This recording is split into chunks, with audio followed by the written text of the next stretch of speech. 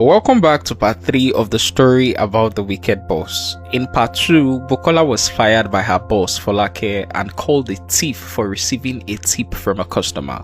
This unjust firing made Bukola decide to start her own business, but there was one big problem. How would she start? Bukola sat on her bed staring at the money in her hand. Her entire savings was less than 50,000 naira. Adding the 20,000 naira Mrs. Adeyonju had given her made it 70,000 naira total. How would she start a catering business with just 70,000 naira? Bukola was about to break down in tears when her mother walked into the room. Her mother asked what was wrong and Bukola explained everything. Her mother smiled and told her to start small, cook from home, sell to neighbors and scale gradually. Bukola's eyes lit up. This was a wonderful idea. She decided to implement it immediately.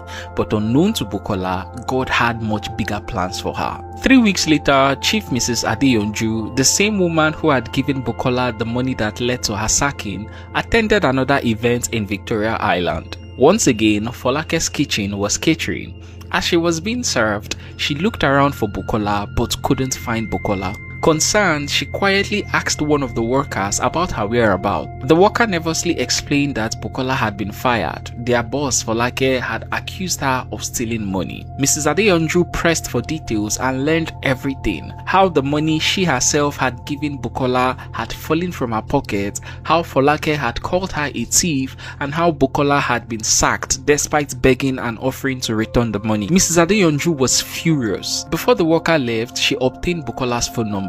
That same evening, Mrs. Adeyonju called Bukola.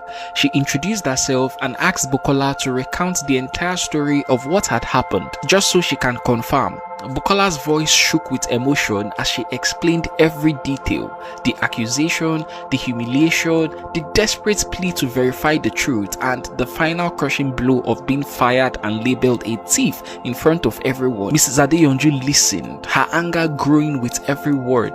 This was a grave injustice that needed to be corrected. When Bukola mentioned her current plan to start small by cooking from home and selling to neighbors, Mrs. Adeyonju stopped her immediately.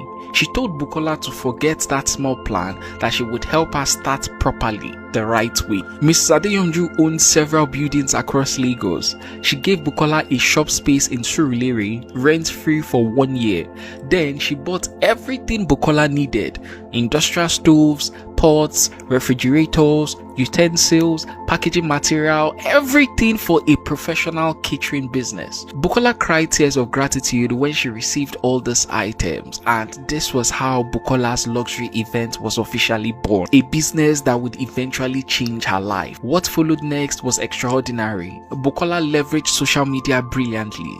She created Instagram and TikTok accounts, posting photos and videos of her food, her journey, and her story. Her authenticity resonated deeply with a lot of people.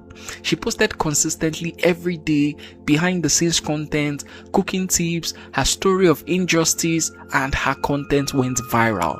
Within 6 months, Bukola's story was everywhere. Within 6 months, Bukola's business exploded. She gained over 50,000 Instagram followers and 50,000 TikTok followers. Orders flooded in from across Lagos. She hired multiple workers, bought a small Sienna car, and saved over 2 million naira. Her shop was always packed to the brim with customers. People came from far locations, Badagry, Ekpe, even Ogun State, just to purchase her food and place orders.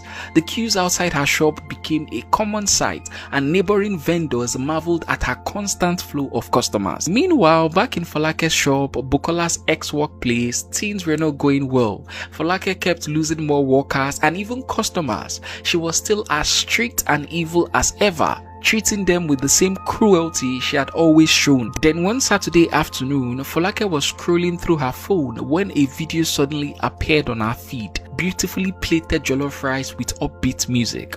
She was about to scroll past when she paused. Wait, that face in the corner of the video looked familiar.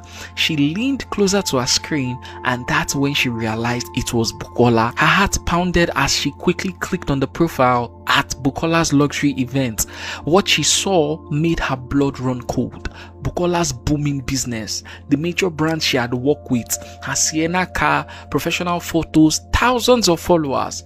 All of this achieved in less than a year. Folake's hand trembled violently as she scrolled through post after post. The girl she had fired and called a thief had achieved in less than a year what had taken her 12 painful years to build. Jealousy and rage consumed Folake immediately. Her mind raced. How is this possible? Where did she get all this money?